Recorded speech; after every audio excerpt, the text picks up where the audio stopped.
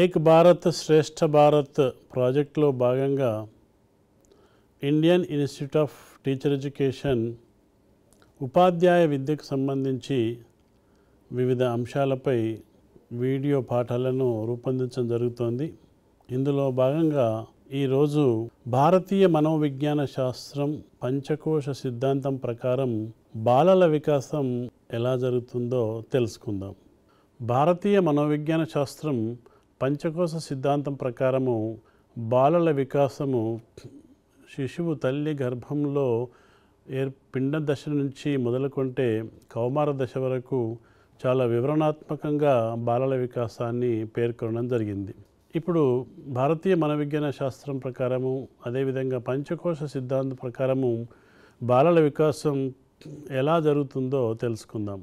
ఆయుర్వేదం వేదకాలం నుంచి ఆచరణలో ఉన్న సుమారు 1500 నుంచి 2000 ఏళ్ల క్రితము వేదాల్లోని ఆయుర్వేదాన్ని చరకుడు, సుశ్రుతుడు, వాగ్భటుడు క్రోడీకరించారు.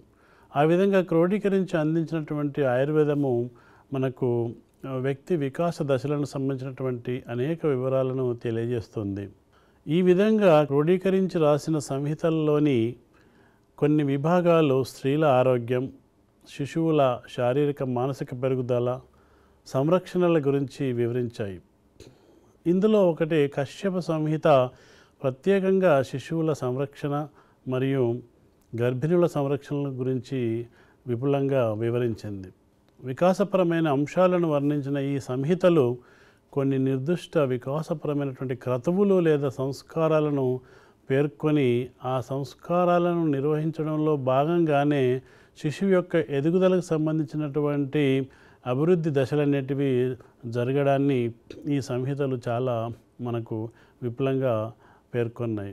ఈ సంస్కారాలు శిశువుల పరిపూర్ణ శారీరక మానసిక వికాసం, మాతృమూర్తుల సంరక్షణకు సంబంధించినటువంటి అనేకమైనటువంటి సూచనలు, మార్గదర్శనాలు చేయడం జరిగింది.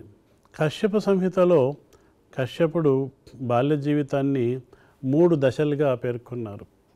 అవి ఒకటి గర్భస్థ దశ.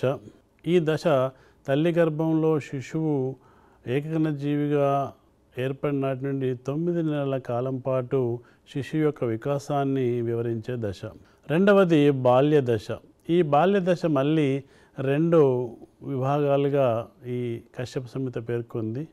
ఒకటి పూర్వ బాల్య దశ, ఇది శైశవ దశ నుండి 6 సంవత్సరాల వరకు ఉండేటటువంటి వికాస దశ. రెండవది ఉత్తర బాల్య దశ. ఈ దశ శిశువుకు 6 సంవత్సరాల వయసు వచ్చినప్పటి నుండి 12 సంవత్సరాల వరకు ఉండే దశ. ఇక మూడవది అనేటువంటిది కౌమార దశ. ఈ కౌమార దశ శిశువుకు 12 సంవత్సరాల వయసు వచ్చినప్పటి నుండి 16 సంవత్సరాల వరకు కొనసాగే దశ. 1 సంవత్సరము ఎక్కువగా తక్కువగా లేదా 2 సంవత్సరాలు ఎక్కువగా తక్కువగా కూడా జరగవచ్చు వారి జన్యుపరమైనటువంటి లక్షణాల ప్రకారం. మనం మొదటగా గర్భస్థ దశ గురించి మరికొన్ని వివరాలు తెలుసుకుందాము. భారతీయ మనోవిజ్ఞాన శాస్త్రంలో భాగమైనటువంటి ఆయుర్వేదం పేర్కొన్నటువంటి ఈ గర్భస్థ దశ తల్లి గర్భంలో శిశువు 9 నెలల పాటు వికసించే దశను చాలా విపులంగా మనకు తెలియజేయడం జరిగింది. ఇందులో మొట్టమొదటిది గర్భధారణ. ఈ గర్భధారణ అనేది స్త్రీ పురుషుడు వివాహం అయిన తర్వాత ఆ దంపతులు సంసార జీవితం గడుపుతున్నప్పుడు వారు లైంగికంగా కలవడానికి అవశ్యమైనటువంటి మార్గదర్శకాలు పాటిస్తూ భార్యాభర్తలు సంగమించడం ద్వారా భర్త భార్యకు గర్భధానం చేయడం అనేది మొదటి ప్రక్రియ. ఇక రెండవది పుంసవన. అంటే తల్లి గర్భంలో గర్భధారణ జరిగిన 3వ నెల లేదా 4వ నెల వయసులో పిండంకు తల రూపొందడము, స్పృహ ఏర్పడడం. తల్లి గర్భంలో తండ్రి గర్భధారణ చేసిన తర్వాత 3 నెలల కాలం తర్వాత శిశువుకు పిండం ఏర్పడి శిశువుకు ఆ పిండానికి స్పృహ ఏర్పడుతుంది. అది తల్లి గమనించగలుగుతుంది. అయితే ఈ మధ్యన ఆధునిక కాలంలో వివిధ పరీక్షల ద్వారా కూడా వైద్యులు తెలియజేస్తున్నారు. కానీ కొంచెం ఆలోచన శక్తి ఉన్న తల్లి తన గర్భంలో శిశువు జన్మించడం జరిగింది, ఏర్పడడం జరిగింది అని తల్లికి కూడా తన యొక్క అవగాహన మేరకు అర్థమవుతుంది. అంటే ఈ పుంసవన అనేది ఒక సంస్కారము. అంటే తల్లి గర్భం దాల్చిన 3వ నెలకు చేసేటటువంటి ఒక సంస్కారం ఈ పుంసవనం. ఈ కార్యక్రమంలో బంధువులందరూ కూడా వచ్చి గర్భం దాల్చినటువంటి తల్లిని చాలా అభినందిస్తూ ఆమె తీసుకోవాల్సిన జాగ్రత్తల గురించి కూడా చెప్తారు ఈ పుంసవన అనేటటువంటి సంస్కారం నిర్వహించేటప్పుడు. ఇక పుంసవన సంస్కారం తర్వాత 3వది సీమంతోన్నయన. అంటే తల్లి గర్భం దాల్చిన తర్వాత పిండము 5వ నెల వయస్సులో మనసు రూపొందే దశలో ఈ సీమంత కార్యక్రమం అనేది ఆ గర్భిణికి నిర్వహించడం జరుగుతుంది. ఇదే దశలోపట ఒక 6వ నెల వయసులో పిండానికి సంజ్ఞానం అంటే కాగ్నిషన్, అలాగే 8 నెలల వయసులో ఓజస్సు అంటే శక్తి ఏర్పడడం అనేది అంటే జరుగుతుంది. అందుకే మన సాంప్రదాయంలో 5 నెలల గర్భిణికి సీమంత కార్యక్రమం అనేది నిర్వహిస్తూ బంధువులందరినీ పిలిచి ఆ గర్భిణిని ప్రశంసిస్తూ ఆ గర్భిణి తీసుకోవాల్సిన జాగ్రత్తలను తెలియజేస్తూ దాన్ని ఒక వేడుకగా నిర్వహించి ఆ గర్భం దాల్చిన తల్లికి ఎంతో ఆత్మవిశ్వాసాన్ని కలిగిస్తూ దాన్ని ఒక వేడుకగా జరపడం వల్ల గర్భం దాల్చినటువంటి స్త్రీ మనసు సంతోషంతో ఉండి, స్త్రీ మనసు సంతోషంగా ఉండడం వల్ల శిశువు ఆరోగ్యంగా పెరగడం అనేది జరుగుతుంది. కాబట్టి గర్భం దాల్చినటువంటి స్త్రీని ఇది ఒక సీమంత కార్యక్రమం జరిపి ఒక వేడుక నిర్వహించడం జరుగుతుంది. ఇక తర్వాత 9వ నెల శిశువు పెరుగుదల జరిగిన తర్వాత 9 నెలల దాటగానే శిశువు తల్లి గర్భం నుంచి బయట ప్రపంచంలోకి రావడం జరుగుతుంది. ఈ సమయంలో చేసే సంస్కారము జాతకర్మ. అంటే తల్లి గర్భంలో 9 నెలల కాలం పూర్తి కాగానే పూర్ణ మానవ శిశువుగా రూపొందించిన తర్వాత శిశువు జన్మించినప్పుడు వైద్యపరమైన, మానసికపరమైన, సాంస్కృతికపరమైన ఆచారాలు, అందులో ఒక ముఖ్యమైన ఆచారము తండ్రి శిశువు పెదాలపై తేనె, ఆవు నెయ్యి కలిపిన మిశ్రమాన్ని చేతితో తాకించడం అనేది ఈ జాతకర్మ సంస్కారంలో ఒక భాగంగా చేయడం జరుగుతుంది. ఈ సంస్కారాలన్నీ కూడా వైద్యపరమైన, మానసికపరమైన, సాంస్కృతికపరమైనటువంటి ఆచారాలు కలిగి ఉండి ఇది ఒక శిశువు యొక్క వికాస దశలో భాగంగా ఏ దశలో ఏ వికాసం జరుగుతుందో సవివరంగా తెలియజేసినటువంటి ఈ సంస్కారాలను మనము మన భారతీయ కుటుంబాలలో నిర్వహించడం జరుగుతుంది. ఇక శిశువు జన్మించిన తర్వాత పూర్వ బాల్య దశ అనేది ప్రారంభమవుతుంది. ఈ పూర్వ బాల్య దశలో తదుపరి నిర్వహించే సంస్కారం నామకరణ మహోత్సవం. అంటే శిశువు జన్మించిన 10వ రోజు లేదా 12వ రోజు లేదా 100వ రోజు, అంటే తల్లి ఆరోగ్య స్థితిని బట్టి లేదా తల్లి సంసిద్ధతను బట్టి ఈ 3 కాల వ్యవధులలో ఎప్పుడైనా కూడా అనుకూలంగా ఉన్న కాలాన్ని గుర్తించి ఈ నామకరణ మహోత్సవం అనేది శిశువుకు జరుపుతారు. ఈ మహోత్సవంలో దగ్గర బంధువులు, ఇరుగు పొరుగు వారు అందరినీ పిలిచి శిశువుకు పేరు పెట్టి నామకరణ మహోత్సవాన్ని నిర్వహించడం జరుగుతుంది. ఇక తర్వాత నిష్క్రమణ. పూర్వబాల దశలో ఇంకొక సంస్కారం నిష్క్రమణ. అంటే శిశువు జన్మించిన తర్వాత 4వ నెల వయస్సు వచ్చినప్పుడు శిశువును మొట్టమొదటిసారిగా బయట ప్రపంచానికి పరిచయం చేయడం జరుగుతుంది. అంటే ఇంటి నుంచి బయట వాకిట్లోకి వచ్చి ఆ చుట్టూ ఉన్నటువంటి ప్రపంచాన్ని శిశువుకు చూపించడం జరుగుతుంది. అది మొట్టమొదటగా శిశువు బయట ప్రపంచంలోకి అడుగు పెట్టడం. దీన్ని కూడా ఒక సంస్కారంగా నిర్వహిస్తూ దాన్ని ఆ శిశువు ఎదుగుదలలో ఒక దశను దాటడం అనే దాన్ని సూచించడానికి ఈ నిష్క్రమణ దశను ఒక సంస్కారంగా నిర్వహించడం జరుగుతుంది. ఇక తర్వాత శిశువుకు 6 నెలల వయసు వచ్చిన తర్వాత లేదా 10 నెలల వయసు లోపల ఒక మంచి రోజు చూసుకొని అప్పటి వరకు తల్లి పాలే తాగుతున్నటువంటి శిశువుకు మొట్టమొదటగా ఉడికించిన అన్నం మెతుకును ఘనాహారాన్ని ఆవు నెయ్యితో కలిపి శిశువుకు తినిపించడం జరుగుతుంది. అంటే అప్పటి వరకు తల్లి పాలు తాగిన శిశువుకు ఘనాహారం తినడాన్ని కూడా పరిచయం చేయడం. అంటే ఇది కూడా శిశువు ఎదుగుదలలో, బాలల వికాసంలో ఉన్నటువంటి ఒక దశ కాబట్టి ఈ అన్నప్రాసన దశను కూడా ఒక సంస్కారంగా, వేడుకగా నిర్వహిస్తూ శిశువుకు తన దగ్గర బంధువుల యొక్క పరిచయాలను కూడా చేయడం జరుగుతుంది. ఇంకా తర్వాత పూర్వబాల్య దశలోనే తర్వాత జరిగే సంస్కారము అంటే శిశువు యొక్క ఎదుగుతున్నటువంటి క్రమంలో 1 నుండి 3వ సంవత్సరాల వయసు మధ్య శిశువుకు పుట్టు వెంట్రుకలు తీయడం జరుగుతుంది. ఇది చూడాకరణ అనే సంస్కారంగా చెప్తాము. అంటే ఈ పుట్టు వెంట్రుకలు తీయడం వల్ల శిశువు యొక్క వెంట్రుకలు భవిష్యత్తులో చాలా ఆరోగ్యంగా పెరగడానికి, అలాగే శిశువు పుట్టినప్పుడు ఉన్నటువంటి ఏమైనా కొన్ని ఇతర దోషాలు అవి కూడా తొలగించడానికి కోసం కూడా ఈ పుట్టు వెంట్రుకలు తీయడం అనేది జరుగుతుంది. దీని తర్వాత వచ్చే దశ శిశువుకు 6 నెలల నుండి 5 సంవత్సరాల వయసులో ఎప్పుడైనా చేయవచ్చు. అది శిశువు యొక్క సంసిద్ధత, ఆరోగ్యము, తర్వాత కుటుంబ సభ్యుల యొక్క వీలు కావడము అనేటటువంటి చూసుకొని 5 సంవత్సరాల వయసు లోపల కర్ణవేద అనేటటువంటి ఒక సంస్కారాన్ని నిర్వహించడం జరుగుతుంది.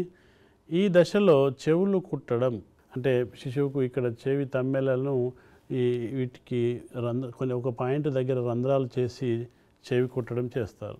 అయితే ఈ చెవి కుట్టడం అనేది అనేక శతాబ్దాల పాటు బాలలకు చేసేవారు, బాలికలకు చేసేవారు. కానీ కొన్ని వందల సంవత్సరాల క్రితము ఈ బాలలకు చెవి కుట్టడం అనేది సంప్రదాయము ఆగిపోయింది. బాలికలు మాత్రం చెవులు కుట్టడం జరుగుతుంది. అయితే ఇటీవల ఆధునిక వైద్యశాస్త్రం పేర్కొన్న దాని ప్రకారము ఈ చెవులు కుట్టించుకోవడం అనేది ఆరోగ్యరీత్యా చాలా ఉపయోగపడుతుందని చెప్పడం వల్ల ఈ మధ్యన కొంతమంది యువకులు కూడా చెవి కుట్టించుకొని ఒక రింగు లాంటిది లేదంటే ఒక బటన్ లాంటిది పెట్టుకుంటున్నారు. ఇది ఎందువల్ల అవసరం పడుతుంది మనకు అంటే, ఇక్కడ చెవిలో ఉన్నటువంటి ఒక పాయింట్ దగ్గర ఉన్నటువంటి అక్యుప్రెషర్ పాయింట్ దగ్గర దాన్ని కనుక మనం రంధ్రం చేసినట్లయితే ఈ చెవిలో ఏర్పడేటువంటి ఫంగల్ ఇన్ఫెక్షన్స్ను అది నివారిస్తుంది. అంతటి విశేషమైనటువంటి పాయింట్ దగ్గర చెవి కుట్టడం జరుగుతుంది. ఇది మామూలుగా ఇప్పుడు ఆధునిక వైద్యంలో ఈఎన్టీ స్పెషలిస్టులు చేస్తున్నారు. అయితే మన సాంప్రదాయం ప్రకారము ఈ చెవి కుట్టడం అనే దాన్ని ఈ స్వర్ణకారుల కుటుంబానికి చెందినటువంటి అనుభవజ్ఞుడైన ఒక వ్యక్తి చేత కూడా చేయిస్తారు. ఈ చెవి కుట్టడం వల్ల ఇంకొక ముఖ్యమైన ప్రయోజనం ఏంటంటే, ఈ మన మెదడులో ఉన్నటువంటి లెఫ్ట్ హెమిస్ఫియర్, రైట్ హెమిస్ఫియర్లో కోఆర్డినేషన్ అనేది కూడా పెరగడానికి కూడా ఈ కర్ణవేద అనేటటువంటి సంస్కారము బాగా దోహదపడుతుంది. అంటే చూడండి, మన భారతీయ సనాతన సాంప్రదాయంలో ఉన్నటువంటి ప్రతి సంస్కారం కూడా ఇది బాలల వికాసానికి సంబంధించినటువంటి, బాలల వికాసానికి ఎంతో దోహదపడేటటువంటి, అలాగే బాలలకు ఎటువంటి అనారోగ్యాలు కలగకుండా, అలాగే బాలల వికాసం సరిగ్గా జరిగేటట్టు ఈ సంస్కారాలను మనకు ప్రాచీన కాలంలోనే మన ఋషులు మునులు మనకు తెలియజేయడం జరుగుతుంది.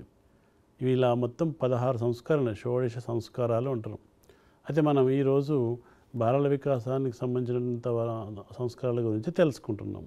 సో చూడండి, ఇక్కడ ఈ చెవి కుట్టడం అనేటటువంటి ఒక సంస్కారంలో ఇన్ని వైద్యపరమైనటువంటి, ఇన్ని వికాసపరమైనటువంటి అంశాలన్నిటివి దాగి ఉన్నాయి. వీటన్నిటిని కూడా మనకు ప్రాచీన కాలంలోనే ఋషులు మునులు తమ మేధస్సుతో వాళ్ళు దాన్ని దర్శింపజేసుకొని ఏ శరీరంలోని ఏ భాగము మనము ఒక సంస్కారాన్ని నిర్వహిస్తే ఆ శిశువు ఎదుగుదల బాగా జరుగుతుందనే విషయాన్ని వాళ్ళు వేల సంవత్సరాల క్రితమే తెలుసుకొని మనకు సాంప్రదాయంగా పెట్టారంటే మన భారతీయ మనోవిజ్ఞాన శాస్త్రము, అదేవిధంగా మన భారతీయ ఆరోగ్య శాస్త్రమైనటువంటి ఆయుర్వేదంలో ఎన్ని శాస్త్రీయపరమైనటువంటి విశేషాలు ఉన్నాయో మనము అర్థం చేసుకోవచ్చు.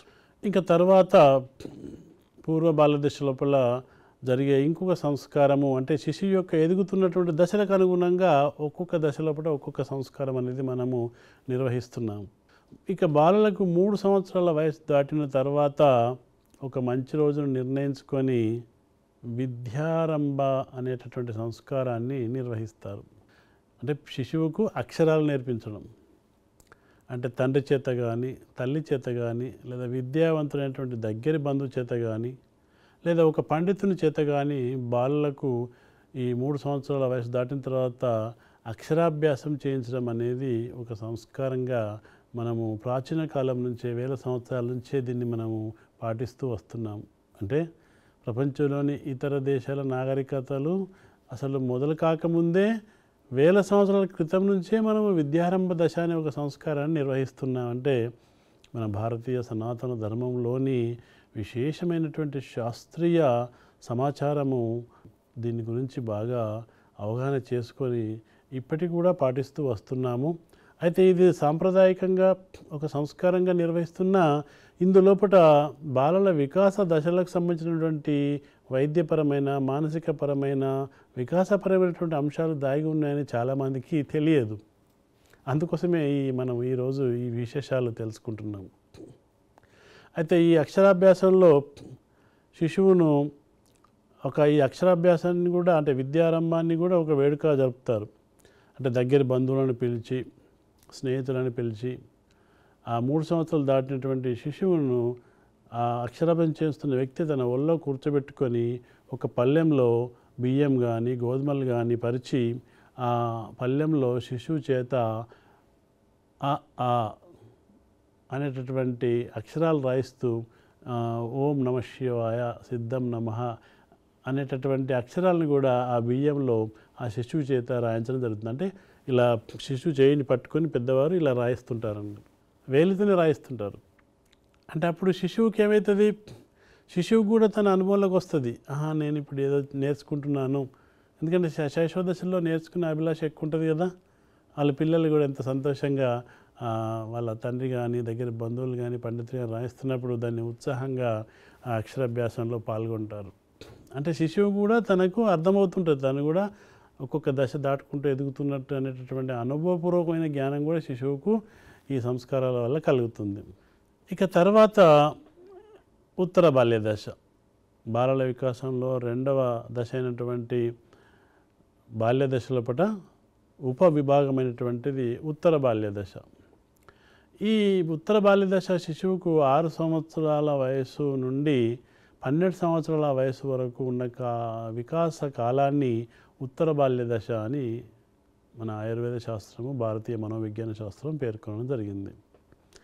ఈ ఉత్తర బాల్య దశ తర్వాత కౌమార దశ వస్తుంది. ఆ కౌమార దశ అనేది 12 సంవత్సరాల నుండి 16 సంవత్సరాల వరకు, లేదా 1-2 సంవత్సరాలు ఇంకా కొంచెం కొనసాగింపు కూడా ఉండొచ్చు, 18 సంవత్సరాల వరకు కూడా ఉండొచ్చు కొంతమంది జన్యు సంబంధమైనటువంటి విశేష లక్షణాల ఆధారంగా. ఈ ఉత్తర బాల్య దశ లోపల నిర్వహించేటటువంటి ఇంకొక ముఖ్యమైన సంస్కారము ఉపనయనము. అయితే ఈ ఉపనయనం అనేది అందరూ నిర్వహించుకోవచ్చు, కానీ సాధారణంగా కొన్ని వర్ణాల వారు నిర్వహించుకుంటూ ఉంటుంటారు. ఎవరైనా నిర్వహించుకోవడంలో ఎటువంటి ఇబ్బంది ఏం లేదు, ఎవరైనా నిర్వహించుకోవచ్చు వారి వారి ఆసక్తి మేరకు. ఈ ఉపనయనం ఎందుకు నిర్వహిస్తారు అంటే, ఈ ఉపనయనం తర్వాత శిశువు నియత విద్యను కొనసాగించడం జరుగుతుంది. అంటే శిశువు పాఠశాలకు వెళ్ళి విద్యాభ్యాసం చేయడం అనేది ప్రారంభమవుతుంది.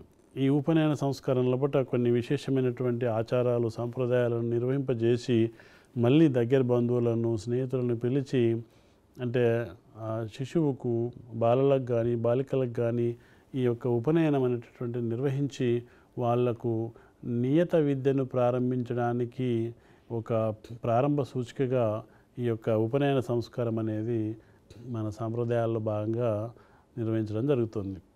అయితే ఈ ఉత్తర బాల్య దశలో ప్రారంభించినటువంటి ఉపనయన దశ తర్వాత నియత విద్య ప్రారంభమై ఉత్తర బాల్య దశ ముగిసినా కూడా ఇంకా కౌమార దశలో కూడా విద్యాభ్యాసం కొనసాగుతుంది. అంటే దాదాపు మన ప్రాచీన కాలంలో 12 సంవత్సరాల పాటు విద్యాభ్యాసం చేసేవారు. అంటే తమ జీవనోపాధి ప్రారంభించకుండా ముందు, అలాగే తమ కౌమార దశ దాటడానికంటే ముందు సుమారు 12 సంవత్సరాల పాటు తమకు ఆసక్తి కలిగినటువంటి అంశాలలో విద్యాభ్యాసం పూర్తి చేసి తర్వాత యవ్వన దశలోకి అడుగుపెట్టడం అనేది జరిగేది. అయితే కొంతమంది ఈ 12 సంవత్సరాల విద్య దాటిన తర్వాత కూడా ఇంకా లోతైన అధ్యయనం కోసము మరికొన్ని సంవత్సరాలు కూడా అధ్యయనం చేసేవారు. అంటే వీళ్ళు ఎందుకు చేస్తున్నారు అంటే ఆచార్యులుగా స్థిరపడడానికి. అంటే తర్వాత తమ జీవితంలో ఆచార్యులుగా స్థిరపడి ప్రజలకు సేవ చేయడానికి కోసము నిర్ణయించుకున్న వాళ్ళు ఈ 12 సంవత్సరాల విద్య తర్వాత కూడా మరికొన్ని సంవత్సరాల పాటు లోతైన విద్యాభ్యాసం చేయడానికి సమయాన్ని ఉపయోగించుకొని వాళ్ళకి ఇష్టమైనటువంటి సబ్జెక్టులో నిష్ణాతులైన తర్వాత వాళ్ళు గురుకులాల్లో ఆచార్యులుగా నియమించుకునేవారు. ఆ విధంగా అది కేవలం ఆసక్తి ఉన్న వాళ్ళు మాత్రమే. మిగతా వాళ్ళు 12 సంవత్సరాల విద్యాభ్యాసం తర్వాత తమ జీవితాన్ని యవనారంభ దశలో కూడా గృహస్థ జీవితాన్ని ప్రారంభించేవాళ్ళు. ఇక ఈ 12 సంవత్సరాల కాలంలో నేర్చుకున్నటువంటి విద్యతో తమకు ఆసక్తి కలిగినటువంటి రంగంలో ఏదో ఒక ఉద్యోగంలో స్థిరపడి లేదా ఏదో ఒక వృత్తిలో స్థిరపడి యవ్వన దశలో పుట్ట గృహస్థ ఆశ్రమాన్ని స్వీకరించి తమ గృహస్థ ఆశ్రమ ధర్మాలను నిర్వహించేవారు. ఇప్పటి వరకు మనము ఆయుర్వేదంలో శిశువు తల్లి గర్భంలో జన్మించినప్పటి నుంచి కౌమార దశ వరకు ఉన్నటువంటి వికాస దశల గురించి మనము వివరంగా తెలుసుకున్నాము. ఇప్పుడు తైత్తరీయ ఉపనిషత్తులో పేర్కొన్న శిశువు యొక్క పరిపూర్ణ వికాసము జరగడానికి ఏ విధమైనటువంటి వివరణలు ఇవ్వడం జరిగిందో తెలుసుకుందాం. తైత్తరీయ ఉపనిషత్తులో పేర్కొన్న శిశువు పరిపూర్ణ వికాసం ప్రకారము శిశువు శరీరంలో 5 సూక్ష్మ పొరలు ఉంటాయి. అంటే శిశువులో ఉన్నటువంటి ఆత్మ 5 సూక్ష్మ పొరలతో ఆవృతమై ఉంటుంది. ఈ సూక్ష్మ పొరలు అనేటివి భౌతికమైన పదార్థాలు మనకు కనబడవు, కానీ ఈ సూక్ష్మ పొర రూపం లోపల ఈ ఆత్మ చుట్టూ ఇవి ఆవృతమై ఉంటాయి. అవి పైభాగం నుంచి లోపల వైపు వెళ్తున్న కొద్దీ పైభాగంలో అన్నమయ కోశ, తర్వాత ప్రాణమయ కోశ, తర్వాత మనోమయ కోశ, తర్వాత విజ్ఞానమయ కోశ, చివరకు అంతర్గతంగా ఆనందమయ కోశ అనేది ఈ 5 సూక్ష్మ పొరలతో వ్యక్తిలోని ఆత్మ అనేది ఆవృతమై ఉందని తైత్తరీయ ఉపనిషత్తు మనకు పేర్కొనడం జరిగింది. మరి ఈ 5 సూక్ష్మ పొరల్లో ఒక్కొక్క సూక్ష్మ పొర దేనికి సంబంధించినటువంటిది అనేది కూడా తెలుసుకుందాం. అయితే ఈ 5 సూక్ష్మ పొరల్లో ఆవృతం అయి ఉన్నటువంటి ఆత్మ ఆనందమయ కోశంలో నిక్షిప్తమై ఉండి ఈ ఆత్మ అనేది సరైనటువంటి ఆనందాన్ని పొందడానికి కోసము ఈ 5 సూక్ష్మ పొరలు అనేటివి చాలా చక్కటి ఆరోగ్యంతో ఎదుగుతూ ఉండాలి. ఇంకా ఈ 5 సూక్ష్మ పొరలు ఆరోగ్యంగా ఎదుగుతున్నప్పుడు అంతర్గతంగా ఉన్నటువంటి ఆత్మ ఎంతో ఆనందాన్ని పొందుతుంది. అది ఎంత ఆనందం అంటే ఎటువంటి సంపదలు అధికారాలు కూడా అంతటి గొప్ప ఆనందాన్ని ఇవ్వలేవు. అయితే ఆ ఆత్మ అటువంటి ఆనందం పొందడం అనేది అది చాలా వ్యక్తి ఎంతో క్రమశిక్షణతో ఈ యొక్క ఆనందాన్ని పొందడానికి ప్రయత్నం చేయవలసి ఉంటుంది.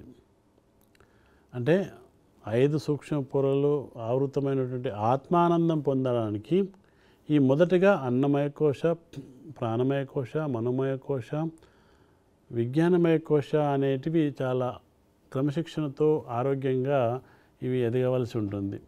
ఈ 5 సూక్ష్మ పొరల యొక్క ఆరోగ్యంగా ఉండడానికి మనకు తైత్తరీయ ఉపనిషత్తు కొన్ని సూచనలు కూడా చేసింది.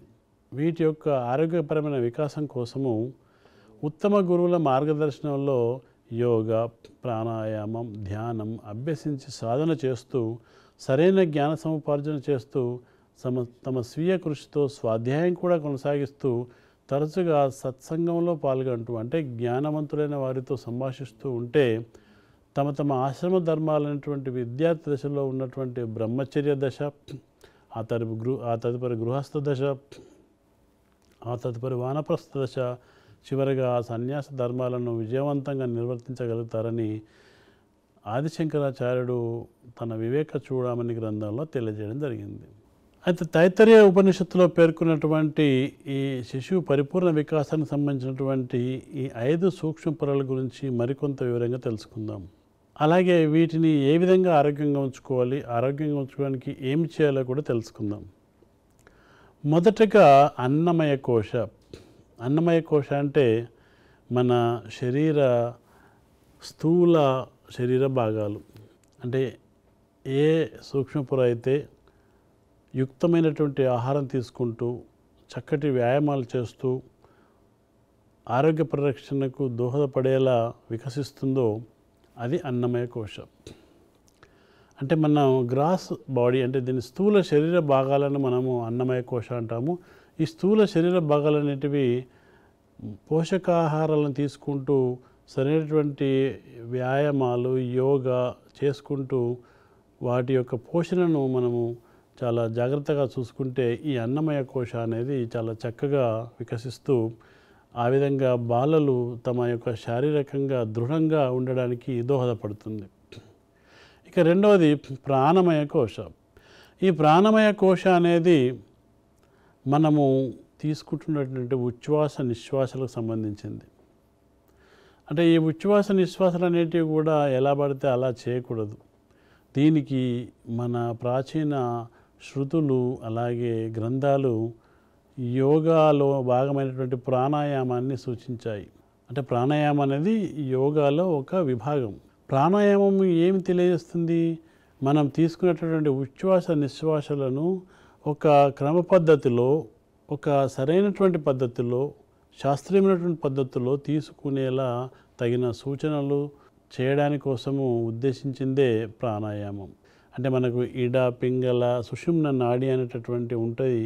నాడులను ప్రేరేపించేలా మనము ఉచ్ఛ్వాసించడం లేదా నిశ్వాసించడం చేయాలి. చాలామందికి మనకి ఏదో ఉచ్ఛ్వాస నిశ్వాసాలు ఆటోమేటిక్గా జరిగిపోతుంటాయి, కానీ అది కాదు.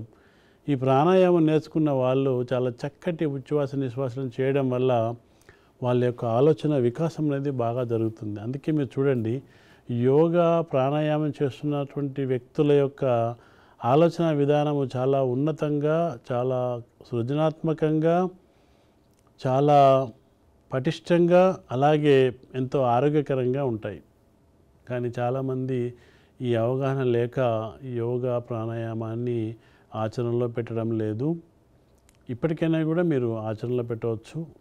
ప్రారంభించడానికి వయసు యొక్క నిబంధనలు ఏం లేవు. ఏ వయసులో ఉన్నారని కూడా ప్రారంభించవచ్చు. కాకపోతే తప్పకుండా ఒక గురువు యొక్క మార్గదర్శనంలో మీరు యోగా ప్రాణాయామం చేయడం నేర్చుకొని ఆచరించడం చేయాలి. తద్వారా మీలో మీకే ఎన్నో అద్భుతమైనటువంటి మార్పులు జరగాలని మీరే తెలుసుకుంటారు. తర్వాత మనోమయ కోశ. మనోమయ కోశ అంటే మన భావోద్వేగాలు అనేటటువంటి ఒక ఏదైతే మన వ్యక్తిత్వం లోపల ఒక భాగంగా ఉన్నదో, ఈ భావోద్వేగాలకు సంబంధించినటువంటి ఆరోగ్యకరమైనటువంటి వికాసమే మనోమయ కోశ అనేది చూసుకుంటుంది. అంటే ప్రతి మనిషికి భావోద్వేగాలు ఉంటాయి, 6 వర్గాలు ఉంటాయి. అయితే వీటిని ఎప్పుడు ఎంత మేరకు ప్రదర్శించాలి అనేటటువంటి ఒక విచక్షణ జ్ఞానం పొందడమే ఈ యొక్క వివేకవంతుల లక్షణం. ఇటువంటి విచక్షణ ఎప్పుడు వస్తుందంటే యోగా, ధ్యానము, ప్రాణాయామము ఆచరణలో పెడుతున్నటువంటి వ్యక్తులకు తమ భావోద్వేగాల యొక్క స్థాయిని, తమ యొక్క భావోద్వేగాల యొక్క ప్రకటనను చాలా ఎంతో అర్థవంతంగా చేయగలుగుతారు. అందుకే మీరు యోగా, ధ్యానము, ప్రాణాయామము ఆచరిస్తున్నటువంటి వ్యక్తులు అనవసరంగా చిరుబురులాడము, చిరాకు పడడము, కోపానికి గురి కావడము, అసూయకు, ద్వేషాలకు గురి కావడం అనేది జరగదు. ఇలా ప్రతి చిన్నదానికి చిరాకు పడడము, చిరుబురులాడడము, కోపానికి రావడము, కుంగిపోవడము, లేదా దురహంకారం కలిగి ఉండడం, ఇలాంటి లక్షణాలు అనేటివి కూడా ఎటువంటి ఆరోగ్యకరమైనటువంటి అలవాట్లు లేని, అలాగే మనోమయ కోశ ఆరోగ్యకరంగా ఎదగని వ్యక్తులలో ఇవన్నీ లక్షణాలు కనబడతాయి. అయితే ఇటువంటి లక్షణాలను వాళ్ళు కూడా మళ్ళీ ఏ దశలోనైనా కూడా, ఏ వయసులో అయినా కూడా యోగా, ధ్యానము, ప్రాణాయామము మంచి ఒక అర్హత గల గురువు దగ్గర నేర్చుకొని ఆచరణలో పెడితే వాళ్ళు కూడా మళ్ళీ కొద్ది మాసాలలోనే తమ యొక్క భావోద్వేగాలను అదుపులో ఉంచుకొని తను చక్కటి ఆరోగ్యాన్ని పొందగలుగుతారు. సో మనోమయ కోశ అనేది భావోద్వేగాల పరిస్థితులకు, వాటి వికాసానికి, వాటి యుక్తమైన ప్రకటనకు సంబంధించినటువంటి అంశాలను మనోమయ కోశ చూసుకుంటుంది. కాబట్టి ఈ మనోమయ కోశను మనము ఆరోగ్యంగా ఉంచుకోవడానికి యోగా, ధ్యానము, ప్రాణాయామం చేసినట్లయితే ఈ మనోమయ కోశ కూడా చక్కటి ఆరోగ్యాన్ని కలిగి ఉంటుంది. ఇంకా ఆ తర్వాత విజ్ఞానమయ కోశ. ఇది బుద్ధికి సంబంధించినటువంటిది. అంటే నిజానికి అన్నమయ కోశ, ప్రాణమయ కోశ, మనోమయ కోశ, ఈ 3 పొరలనేటివి, సూక్ష్మ పొరలనేటివి చక్కటి ఆరోగ్యంతో వికసిస్తున్నప్పుడు మన బుద్ధి కూడా చక్కగా వికసిస్తుంది. అంటే చాలామందిని మనం చూస్తుంటాం, వాళ్ళ బుద్ధి వికసించని దశలో, అంటే బుద్ధిహీనత అనేది కూడా మనం చాలామందిలో చూస్తుంటాం. ఇది ఎందువల్ల జరుగుతుందంటే అన్నమయ కోశ, ప్రాణమయ కోశ, మనోమయ కోశల యొక్క ఆరోగ్యాన్ని వాళ్ళు సరిగా నిర్వహించుకోకపోవడం వల్ల వాళ్ళ బుద్ధి వికసించదు. కానీ యోగా, ధ్యానము, ప్రాణాయామము, చక్కటి ఆటలు ఆడడము, క్రీడలు ఆడడము, చక్కటి పౌష్టికాహారం తీసుకోవడము, చక్కటి జ్ఞానం ఉన్న వాళ్ళతోని ఎప్పుడూ సంభాషిస్తూ ఉండడము, ఇలాంటి వాళ్ళకు బుద్ధి సరిగా వికసిస్తుంది. అందుకే మన చుట్టూ ఉన్న వాళ్ళు కొంతమందిని గమనిస్తే కొంతమందికి బుద్ధి జ్ఞానం బాగా ఉన్న వాళ్ళు కనబడతారు, కొంతమంది బుద్ధిహీనత, అజ్ఞానము ఉన్నవాళ్ళు కూడా కనబడతారు. ఈ బుద్ధి జ్ఞానం ఉన్నవాళ్ళు ఏం చేశారు మరి అంటే తమ శారీరక వికాసాన్ని, ఉచ్ఛ్వాస నిశ్వాసలకు సంబంధించినటువంటి ఆచరణను, అలాగే తమ భావోద్వేగాలను సరిగా అదుపులో ఉంచుకోగలిగేటటువంటి నైపుణ్యము కలిగి ఉండడం వల్ల ఈ యొక్క 3 సూక్ష్మ పొరలైనటువంటి అన్నమయ, ప్రాణమయ, మనోమయ కోశాలను ఆరోగ్యంగా ఉంచుకోవడం వల్ల వాళ్ళ బుద్ధి జ్ఞానం చక్కగా వికసిస్తుంది. ఇక ఈ విజ్ఞానమయ కోశ అనేది ఒక వ్యక్తిలో ఉన్నటువంటి తెలివితేటలను, పరిజ్ఞానానికి సంబంధించినటువంటి విశేషాలను కూడా పర్యవేక్షిస్తుంది. అంటే దీనికి కేవలము యోగా, ధ్యానము, ప్రాణాయామే కాకుండా స్వాధ్యాయము అనేటటువంటి ఇంకొక ఆచరణ కూడా చేయాలి. స్వాధ్యాయం అంటే మంచి పుస్తకాలను బాగా చదవడం. బుద్ధి జ్ఞానం ఉన్న వాళ్ళని చూసినట్లయితే వాళ్ళు ఊరికినే బుద్ధి జ్ఞానం రాలేదు. వాళ్ళకు ఎన్నో మంచి పుస్తకాలు చదివి ఎంతో గొప్ప గొప్ప వ్యక్తులతో సంభాషిస్తూ వాళ్ళ పరిచయంలో ఎన్నో విశేషాలను తెలుసుకుంటూ, అలాగే స్వీయ క్రమశిక్షణను పాటిస్తూ, అన్నమయ, ప్రాణమయ, మనోమయ కోశాలను ఆరోగ్యంగా ఉంచుకుంటూ యోగా, ధ్యానము, ప్రాణాయామం ద్వారా ఎన్నో గొప్ప పుస్తకాలను చదువుతూ ఉండడం వల్ల ఇటువంటి వ్యక్తులలో బుద్ధి సరిగా వికసించి వారు తాము ఎంచుకున్న రంగంలో బాగా రాణిస్తూ అందరి ఆదరాభిమానాలను పొందుతూ తమ తోటి సమాజ సభ్యులకు ఎంతో ఉత్కృష్టమైనటువంటి సేవలను అందిస్తూ ఉంటారు. ఇక చూడండి, మన భారతీయ మనోవిజ్ఞాన శాస్త్రము బాలల వికాసాన్ని గురించి ఎంతటి శాస్త్రీయమైనటువంటి వివరాలను మనకు అందజేసిందో, ఈ విషయాలు చాలామందికి తెలియక కూడా వాటిని ఆచరించలేక చాలా సమస్యలను ఎదుర్కొంటున్నారు. వాళ్ళ జీవితంలో సరిగా స్థిరపడలేకపోతున్నారు. వాళ్ళ జీవితంలో ఎదుర్కొనే సమస్యలను సరిగా పరిష్కరించలేకపోతున్నారు. వాళ్ళకు ఎవరితో ఎప్పుడు ఎలా ప్రవర్తించాలో తెలియదు. ఏదైనా చిన్న సమస్య వస్తే ఎలా పరిష్కరించాలో తెలియక ఒత్తిడికి లోనవుతుంటారు. ఈ ఒత్తిడి వల్ల రకరకాల అనారోగ్య సమస్యలు వస్తుంటాయి. అందుకని మన తైత్తరీయ ఉపనిషత్తులో పేర్కొన్నటువంటి ఈ అన్నమయ, ప్రాణమయ, మనోమయ, విజ్ఞానమయ, ఆనందమయ కోశాలకు సంబంధించినటువంటి పరిజ్ఞానాన్ని తెలుసుకొని నిత్య జీవితంలో యోగా, ధ్యానము, ప్రాణాయామము ఆచరిస్తూ వీటన్నింటినీ ఆరోగ్యంగా ఉంచుకున్న వాళ్ళు తప్పనిసరిగా వాళ్ళ జీవితంలో రాణిస్తారు. వాళ్ళ కుటుంబ సభ్యులకు ఎంతో ఆదర్శనీయంగా ఉంటారు. అలాగే సమాజంలో ఎంతో ఆదర్శనీయంగా ఉంటూ సమాజంలో అందరికీ ఉత్కృష్టమైనటువంటి ఔన్నత్యంతో కూడినటువంటి సేవలను అందిస్తారు. ఈ 4 సూక్ష్మ పొరల తర్వాత లోపల ఉండేటటువంటి ఆత్మను ఆవృతమైన చేసినటువంటి ఇంకొక కోశ ఆనందమయ కోశ. ఆనందమయ కోశ అంటే ఏంటి? ఇది వ్యక్తిలో అన్నమయ కోశ, ప్రాణమయ కోశ, మనోమయ కోశ, విజ్ఞానమయ కోశ చక్కటి ఆరోగ్యంతో వికసిస్తున్నప్పుడు ఆ వ్యక్తులు అన్ని సందర్భాలలో ఆనందకరమైనటువంటి పరిస్థితుల్లో ఉంటారు. అంటే వారిని వైఫల్యాలు ఏమీ బాధించవు, విజయాలు ఏమీ పొంగనీయవు. సరైనటువంటి విచక్షణ జ్ఞానం కలిగి ఉంటారు. చక్కటి ఆనందకరమైన జీవితం గడుపుతుంటారు. ఎంతో ఉల్లాసభరితమైనటువంటి, ఎంతో ప్రయోజనకరమైనటువంటి జీవితం గడుపుతుంటారు. ఇలా ఆనందమయ కోశ ఇటువంటి పరిస్థితులను కలిగించడానికి ఏది కారణము అంటే మళ్ళీ అన్నమయ కోశ, ప్రాణమయ కోశ, మనోమయ కోశ, విజ్ఞానమయ కోశాలు చక్కటి ఆరోగ్యంతో వికసించడం వల్లనే ఆనందమయ కోశ యొక్క లక్షణాలైనటువంటి ఈ యొక్క ఆనందము, సంతోషము, ఉల్లాసము, ఉత్సాహము, సానుకూల దృక్పథము, పరోపకారం చేయాలనే దృక్పథం, ఇతరులకు కీడు తలపెట్టకుండా అందరినీ సమదృష్టితో చూడగలగడము, తోటివారికి సహాయం చేయగలడం, సేవ చేయగలటువంటి స్థాయికి ఈ వ్యక్తులు చేరుకుంటారు.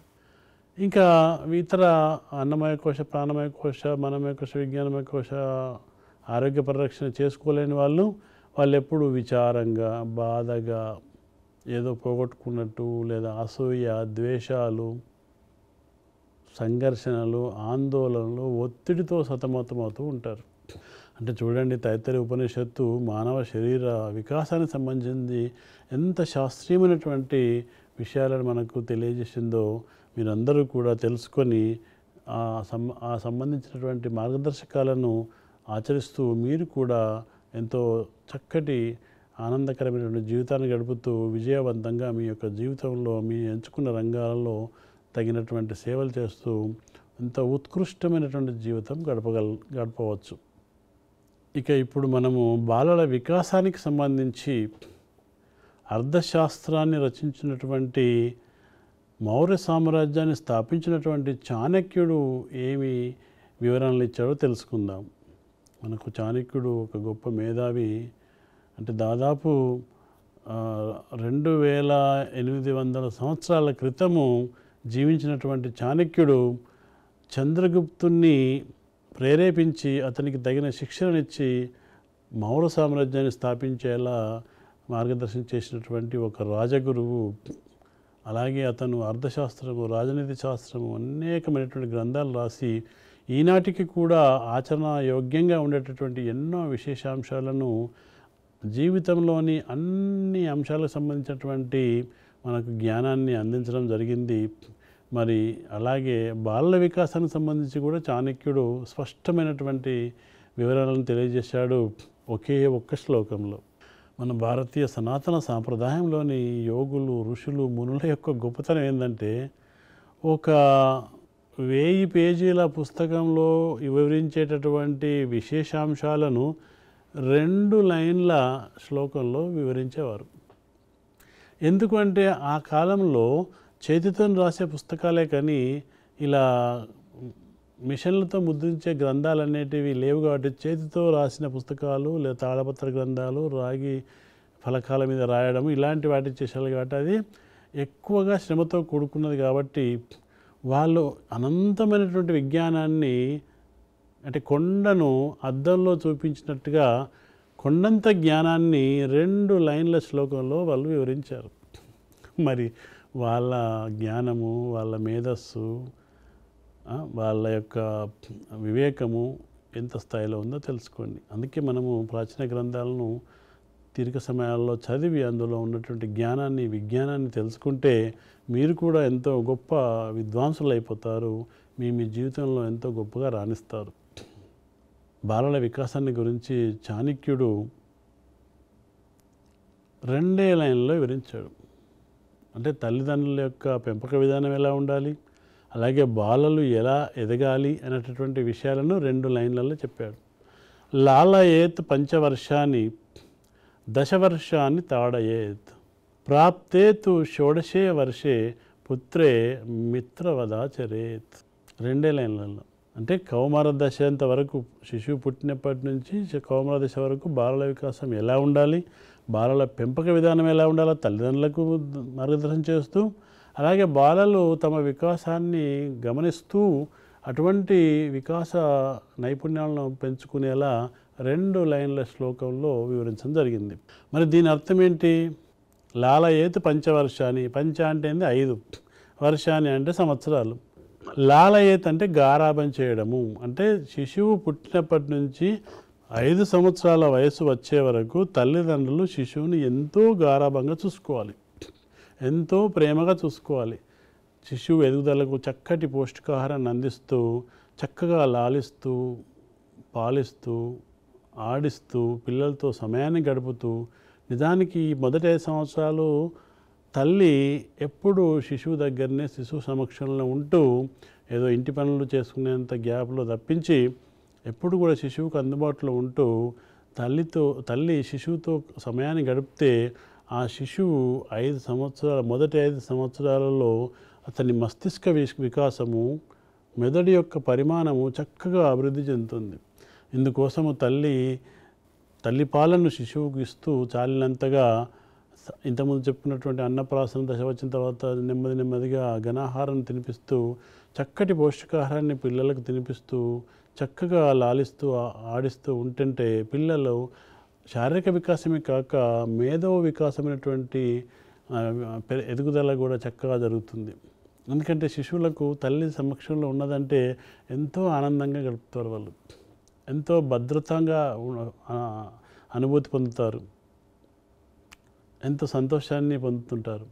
ఇలా ఈ మొదటి 5 సంవత్సరాలు సంతోషంగా భద్రతతో అలాగే ఆనందంగా గడుపుతున్నట్లయితే శిశువులో శారీరక వికాసము చక్కగా జరిగి మెదడు యొక్క పరిమాణం కూడా పూర్తిగా వికసిస్తుంది.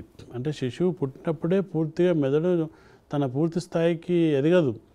మొదటి 6 సంవత్సరాల దాకా ఇంకా మెదడు పరిమాణం పెరుగుతూనే ఉంటుంది.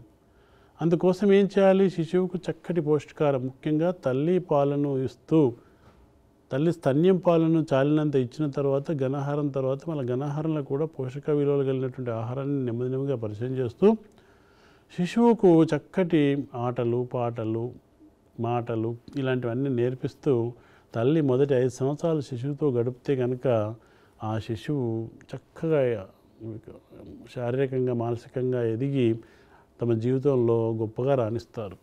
అందుకే చాలామంది ఇప్పుడు ప్రభుత్వం వారు కూడా మెటర్నల్ లీవ్ 5 సంవత్సరాల దాకా ఇస్తుంది. సరే, మొదటి 6 నెలలేమో పూర్తిగా సెలవు, తర్వాత కూడా మనం మెటర్నిటీ లీవ్ను పొడిగించుకోవచ్చు. సుదీర్ఘమైనటువంటి మెటర్నిటీ లీవ్ తర్వాత కూడా మళ్ళీ ఉద్యోగంలో చేరవచ్చు.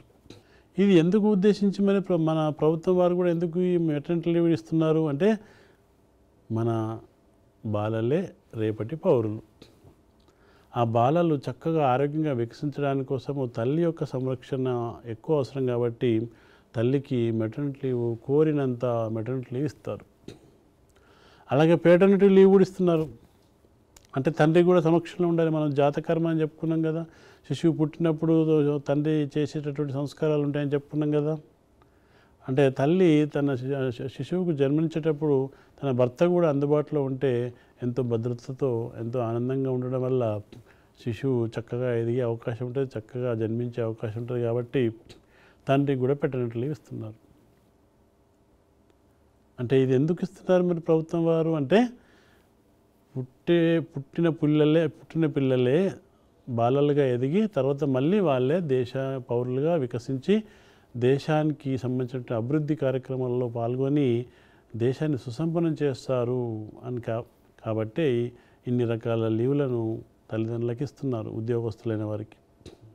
ఇక వ్యాపారం అది చేసుకునే వాళ్ళకైతే వాళ్ళ లీవులు వాళ్ళ చేతుల్లోనే ఉంటాయి. మీరు చూడండి, ఏ తండ్రికైనా ఏ తల్లికైనా తమ శిశువులను ఆలనా పాలన చూడడం ఎంత సంతోషాన్ని కలిగిస్తుంది. అలాంటి సంతోషకరమైనటువంటి వాతావరణంలో పెరిగినటువంటి పిల్లలు చాలా చక్కని వ్యక్తిత్వ వికాసం జరిగి ఎంతో మేధస్సు వికాసం జరిగి వాళ్ళ జీవితంలో చక్కగా రాణించడానికి పునాది అనేది మొదటి 5 సంవత్సరాలు పడతాయి. కాబట్టి ఏ గారాబం చేయాలనుకున్నా కూడా మొదటి 5 సంవత్సరాలు చేయాలి. అప్పుడు దండించడం కానీ, నిందించడం కానీ, తిట్టడం కానీ, మందలించడం కానీ చేయొద్దు పిల్లలతోటి. ఎందుకంటే అప్పుడే పుట్టాడు వాడు శిశువు, అప్పుడే ఎదుగుతున్నాడు. వానికి పొరపాట్లు చేసినా అల్లరి చేసినా అది మనం భరించుకోవాలి, సహించుకోవాలి, సేవలు చేస్తూ ఉండాలి. ఎందుకు అంటే శరీర వికాసము, మెదడు వికాసం అనేది పెరుగుదల అనేది ఇంకా జరుగుతుంది. కాబట్టి మనం అప్పుడే మందలించుడు, కోప్పడు, తిట్టుడు, కొట్టుడు అనేది చేయకూడదు. ఆ సంతోషకరమైన వాతావరణంలో శిశువు చక్కగా శారీరకంగా మానసికంగా ఎదుగుతాడు అని చెప్పేసి చాణక్యుల వారు మొదటి 5 సంవత్సరాలు బాగా గారాబం చేయండి, లాలయేత్ పంచవర్షాన్ని. ఇక తర్వాత శిశువుకు 6వ సంవత్సరం వచ్చినప్పటి నుండి 16 సంవత్సరాల వయస్సు వరకు ఉన్న 10 సంవత్సరాల కాలాన్ని తాడయేత్ దశవర్షాన్ని. తాడయేత్ అంటే కొట్టడం కాదు, శిక్షణ ఇవ్వడం.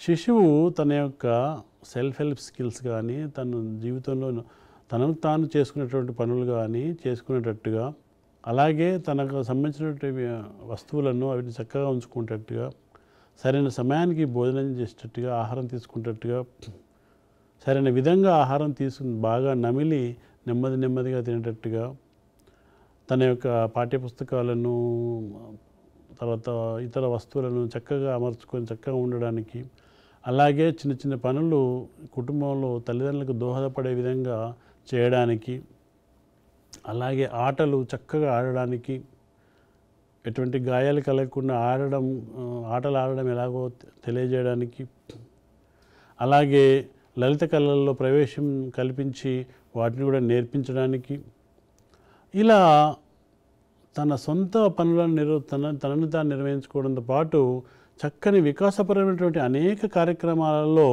శిశువుకు చాలా పటిష్టమైనటువంటి శిక్షణ ఇవ్వాలి. ఇక్కడ అవసరమైతే ఒక చిన్న దెబ్బ వేసినా కూడా పర్వాలేదు ఈ వయసులో.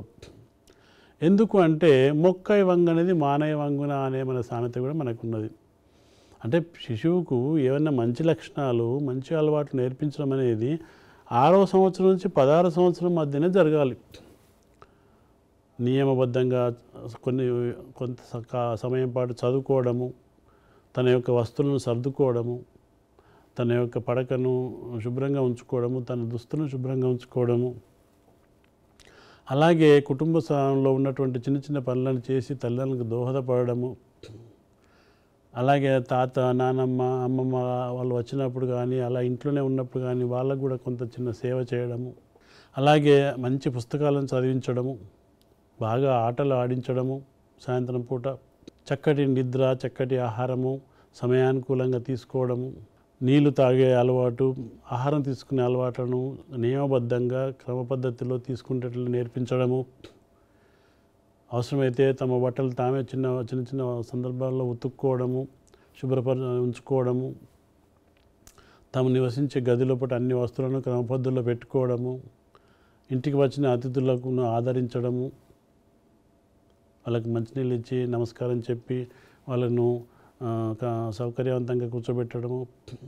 సో ఇలాంటి మంచి అలవాట్లు, మంచి లక్షణాలు, మంచి సంస్కారాలన్నీ కూడా ఈ 6 సంవత్సరాల నుంచి 16 సంవత్సరాల వయసు మధ్య ఉన్న 10 సంవత్సరాల కాలం పాటు తల్లిదండ్రులు కఠినమైనటువంటి శిక్షణను కూడా ఇవ్వాలి.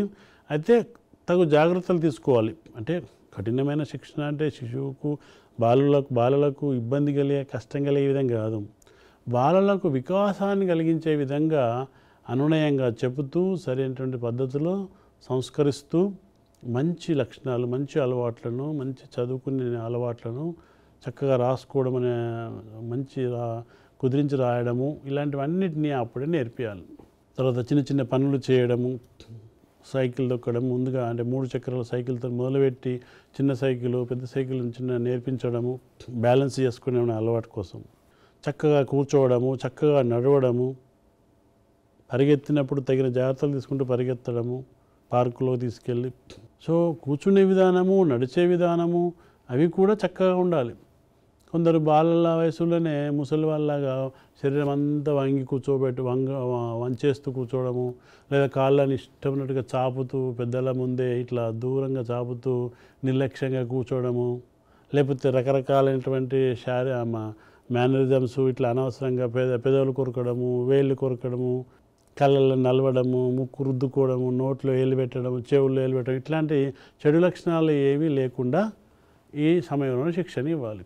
జీవన విధానంలో ఉన్నటువంటి యోగ్యమైనటువంటి అలవాట్లు, మంచి అభిరుచులు, మంచి ఆచరణలు అనేటివి ఇవన్నిటినీ కూడా ఈ 6 సంవత్సరాల వయసు వచ్చినప్పటి నుంచి 16 సంవత్సరాల వయసు వచ్చే వరకు తల్లిదండ్రులు చక్కటి అలవాట్లను, చక్కటి ప్రవర్తన రీతులను నేర్పించాలి. దశవర్షాన్ని తాడయ్యేది. ఇక శిశువుకు 16 సంవత్సరాల వయసులో ఏ శిక్షణ, ఏ విధంగా మీ పిల్లవాళ్ళు ఏ విధమైనటువంటి లక్షణాలు, అలవాట్లు, మంచి క్రమశిక్షణ, మంచి ప్రవర్తనలు, ఎటికెట్, బిహేవియర్స్ నేర్పించాల్సుకున్నా ఇప్పుడే నేర్పించాలి. పెద్దల ముందు ఒద్దికగా కూర్చోవడము, పెద్దలతో వినయంగా మాట్లాడము, అట్లా అని చెప్పేసి ప్రమాదకరమైన వ్యక్తులతో వినయంగా మాట్లాడమని కాదు. మళ్ళీ అక్కడ ప్రమాదాన్ని కలిగించే వ్యక్తుల పట్ల జాగరూకత ఉండడము, సమయం సందర్భాన్ని బట్టి బయటకు వెళ్ళి వస్తున్నప్పుడు కానీ ఎటువంటి జాగ్రత్తలు తీసుకోవడము, వాహనము సైకిల్ను తొక్కుతూ వెళ్తున్నప్పుడు ఎటువంటి జాగ్రత్తలు తీసుకోవాలి, మలుపుల దగ్గర ఎలా మలగాలి, బ్యాలెన్స్ ఎలా చేసుకోవాలి, నడక, వ్యాయామము, ఆటలు, క్రీడలు చేస్తున్నప్పుడు ఎటువంటి జాగ్రత్తలు తీసుకుంటూ చేయాలి, ఇవన్నిటినీ కూడా నేర్పించాలి. మరి తల్లిదండ్రులు అంటే ఆ మాత్రం బాధ్యత తీసుకోవాలి కదా. అటువంటి బాధ్యత తీసుకున్న పిల్లలు చెడు అలవాట్లు, చెడు దారులు బట్టి జీవితంలో పూర్తిగా ఎందుకు పనికి రాకుండా తయారైపోతారు. మరి వాళ్ళ వల్ల మళ్ళా తల్లిదండ్రులకే తలనొప్పి. అందుకని చాణక్యుడు 400 సంవత్సరాల క్రితమే ఇంతటి గొప్ప జ్ఞానాన్ని మనకు అందించారు. ఇందుకోసం మరి తల్లిదండ్రులు కూడా మంచి తెలివితేటలు బుద్ధివంతులే ఉండాలి. వాళ్ళకే బుద్ధి లేకపోతే ఇక వాళ్ళ పిల్లలకేం నేర్పిస్తారు? ఒక జీవన విధానం అంది. మంచి జీవన విధానం ఏంటిది, మంచి అలవాట్లు ఏంటి, ఎలా కూర్చోవాలి, ఎలా నిలబడాలి, ఎలా నీళ్లు తాగాలి, ఎలా అన్నం తినాలి, ఎలా పడుకోవాలి, విశ్రమించాలి, ఎలా వ్యక్తిగత శుభ్రత, సామాజిక శుభ్రత, పరిసరాల శుభ్రత పాటించాలి, ఇవన్నీ కూడా తల్లిదండ్రుల ముందు పాటించాలి. అప్పుడే వాళ్ళు పిల్లలకు నేర్పించగలుగుతారు. ఇక వీళ్ళే నిర్లక్ష్యము, వీళ్ళే గందరగోళము, వీళ్ళే అరాచకంగా ఉంటే వాళ్ళు పిల్లలకే నేర్పిస్తారు. అందుకే తల్లిదండ్రులు అంటారు చూడు, తల్లిని చూసి పిల్లల గురించి చెప్పవచ్చు అని, అంటే తల్లిదండ్రులను చూసి పిల్లల గురించి చెప్పవచ్చు అని. సో తెలివైనటువంటి ఆదర్శనీయమైనటువంటి తల్లిదండ్రులే తెలివైన ఆదర్శనీయమైన పౌరులను తయారు చేయగలుగుతారు అని చెప్పేసి కూడా ఇందులో అంతర్గతంగా ఇంకో అర్థం కూడా ఉంది. సో మంచి విషయాలు నేర్పించాల్సుకుంటే 6 సంవత్సరాల నుంచి 16 సంవత్సరాల వయసు మధ్యలో నేర్పించాలి. చదువుకోవడము, చక్కగా తన హోంవర్క్ చేసుకోవడము, చక్కని అలవాట్లు పడిన మంచి పుస్తకాలు చదవడము, తీరిక వేళను సద్వినియోగం చేసుకోవడం. అంతేగాని ఇప్పుడు ఆధునిక కాలంలో ఊరికే ఫోన్ పట్టుకొని వీడియోలు చూడడము, వీడియోలు ఆడడము, మన కళ్ళన్నీ ఇట్లా మన చెదిరిపోతూ అస్తమానం టీవీ చూడడము,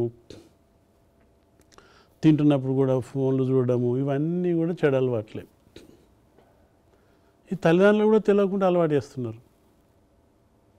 మరి చాణక్యుడు 2400 సంవత్సరాల క్రితం చెప్పింది ఇప్పటి కాలం తల్లిదండ్రులకు తెలుస్తలేదు, తెలుసుకుంటలేరు అని అంటే ఇక వాళ్ళు ఎంతటి అజ్ఞానంలో ఉన్నారో తెలుసుకోండి. అందుకే మీరు కాబోయే ఉపాధ్యాయులు ఇవన్నీ కూడా తెలుసుకుని మళ్ళీ మీరు పేరెంట్ టీచర్ అసోసియేషన్ మీటింగ్లో పెట్టినప్పుడు తల్లిదండ్రులకు చెప్పాలి. ఎందుకంటే పిల్లల చదువు, విద్య అనేది కేవలం ఉపాధ్యాయుల మీద ఆధారపడి ఉండదు. ఉపాధ్యాయుడు ఎంతో కొంత జ్ఞానాన్ని అందించడానికి ప్రయత్నం చేస్తాడు. మళ్ళీ ఇంటికి వెళ్ళిన తర్వాత ఒక సమస్యాత్మకమైన తల్లిదండ్రుల పెంపక విధానం ఉంటే ఏం చేయగలుగుతారు? ఉపాధ్యాయుడు చేసిన కృషి కూడా వృధా అయిపోతుంది. అందుకోసమే కదా మనం ఇవన్నీ విషయాలు తెలుసుకుంటున్నాం. అంటే మీరు తెలుసుకున్న విషయాలు అందరి తల్లిదండ్రులు తెలియకపోవచ్చు. కాబట్టి మీరు పేరెంట్ టీచర్ అసోసియేషన్ మీటింగ్ పెట్టి మీరు ఉపాధ్యాయులుగా నియామకమై ఉపాధ్యాయ వృత్తిని చేపట్టినప్పుడు పేరెంట్ టీచర్ అసోసియేషన్ మీటింగ్లో ఇవన్నీ తల్లిదండ్రులకు చెప్పాలి. ఇక ఎప్పుడైతే పిల్లలకు 16 సంవత్సరాల వయసు వస్తుందో అమ్మాయి కానీ అబ్బాయి కానీ ప్రాప్తేతు షోడశే వరసే పుత్రే మిత్రవదాచరేత్. అంటే ఇక 16 సంవత్సరాల వయసు వచ్చిన తర్వాత అమ్మాయిని కానీ అబ్బాయిని కానీ స్నేహితులు లెక్క చూడాలి. అంటే ఆ వయసులో మందలించడాలు, అవమానం చేయడాలు, తిట్టడాలు, కొట్టడాలు, దెప్పి పొడవడాలు, వెటకారంగా మాట్లాడాలు ఇవన్నీ చేయకూడదు. చేస్తే వాళ్ళు కూడా అట్లనే తయారవుతారు. తల్లిదండ్రులే కదా మేజర్ ఆదర్శం అనేది పిల్లలకు.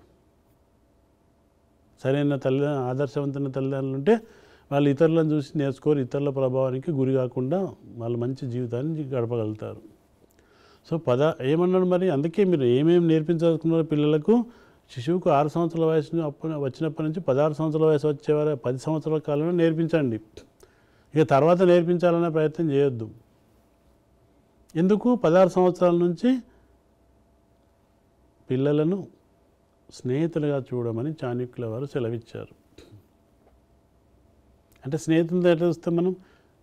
మనతో సమానంగా గౌరవిస్తాము, స్నేహితులను చక్కగా మాట్లాడతాము, ఇష్టాలను పంచుకుంటాము, వీలైనంత వరకు సహాయం చేస్తుంటాము, వాళ్ళ నుంచి సహాయం తీసుకుంటాము. ఆ విధంగా స్నేహితులతో ఎలా గడుపుతామో ఒక సమానమైన మన స్థాయి గౌరవం ఇచ్చి, అలాగే 16 సంవత్సరాల వయసు వచ్చినప్పటి నుంచి పిల్లలను కూడా స్నేహితులుగానే భావించి వాళ్ళతో మసలుకోవాలని తల్లిదండ్రులకు చాణక్యుడు వివరించాడు. ఇది ఎప్పుడు 2400 సంవత్సరాల క్రితం. చాలామందికి ఈ విషయం తెలియవచ్చు, తెలియకపోవచ్చు. ఆ విధంగా మరి మనకు బాలల వికాసాన్ని గురించి మన శృతులు, వేదాలు, ఉపవేదాలు, ఉపనిషత్తులు, అలాగే ఇట్లాంటి చాణక్యుల వారి వంటి ఎంతో ప్రశస్తి చెందినటువంటి యోగులు, మేధావులు, ఋషులు మన బాలల వికాసం గురించి చక్కగా వివరించారు. వాటినన్నిటినీ తల్లిదండ్రులు తెలుసుకోవాలి, ఉపాధ్యాయులు తెలుసుకోవాలి. ఈ ఒక పాఠం వింటేనే మీకు మొత్తం బాలల వికాసం సంబంధించిన మొత్తం జ్ఞానం వస్తుందని చెప్పడం లేదు నేను. మెల్లమెల్లి ఇంకా స్వాధ్యాయం చేయాలి, ఎన్నో మంచి పుస్తకాలు చదవాలి. ఏ వయసులోని పిల్లలకు ఏ విధమైన సంస్కారాలు నిర్వహిస్తూ వాళ్ళ యొక్క వికాస దశలకు మనం తోడ్పడాలనే విషయాన్ని మీరు కూడా తెలుసుకోవాలి, అధ్యయనం చేయాలి మంచి పుస్తకాలు. మరిగా ఇప్పటి వరకు మన భారతీయ సనాతన సాంప్రదాయంలో ఉన్నటువంటి ప్రాచీన గ్రంథాలైనటువంటి వేదాలు, ఉపనిషత్తులు, అలాగే చాణక్యుని వాళ్ళ వంటి అర్థశాస్త్రాన్ని రాసినటువంటి మేధావుల యొక్క బాలల వికాసానికి సంబంధించినటువంటి జ్ఞానాన్ని తెలుసుకున్నాము. ఈ గ్రంథాలు, ఈ చాణక్యుల వంటి మేధావులు బాలల వికాసాన్ని గురించినటువంటి చెప్పిన వివరాలను, విశేషాలను మనం అందరం కూడా అర్థం చేసుకొని ఎవరికి వారు తమ పిల్లలను చక్కగా పెంపకం చేస్తూ వాళ్ళ యొక్క వికాసానికి దోహదపడేలా ఈరోజు తెలుసుకునే విషయాలు మనమందరం కూడా సరిగా అవగాహన చేసుకొని వాటిని తమ తమ జీవితాల్లో ఆచరించినట్లయితే ప్రతి ఇంటిలోని పిల్లలు కూడా చక్కగా ఎదిగి వారు అన్ని రంగాల్లో వాళ్ళు ఎంచుకున్నటువంటి రంగాలతో పాటు ఇతర అనుబంధ రంగాలలో కూడా బాగా రాణిస్తూ మన సమాజానికి సేవ చేస్తూ అలాగే మన దేశాభివృద్ధికి వాళ్ళ కర్తవ్యాన్ని నిర్వహించేలా మనము తగిన శిక్షణ ఇవ్వగలమని చెప్పేసి ఈరోజు పాఠంలో మనము ఎన్నో విశేషాలను తెలుసుకున్నాం. ఈ పరిజ్ఞానాన్ని కాబోయే ఉపాధ్యాయులు కూడా తమ ఉపాధ్యాయ వృత్తి చేపట్టిన తర్వాత తమ తరగతి గదిలోని పిల్లలకు సందర్భానుసారంగా తెలియజేస్తూ వారి తల్లిదండ్రులకు పేరెంట్ టీచర్ అసోసియేషన్లో ఇటువంటి వివరాలన్నింటి కూడా తెలియజేస్తూ వారి పెంపక విధానానికి సంబంధించిన తగిన మెలకువలను కూడా సూచిస్తూ వారు తమ విద్యార్థుల యొక్క సర్వతోముఖాభివృద్ధికి తోడ్పడడంలో ఈ రోజు తెలుసుకునే విషయాలు ఉపాధ్యాయులకు ఎంతగానో దోహదపడతాయని ఆశిస్తున్నాం.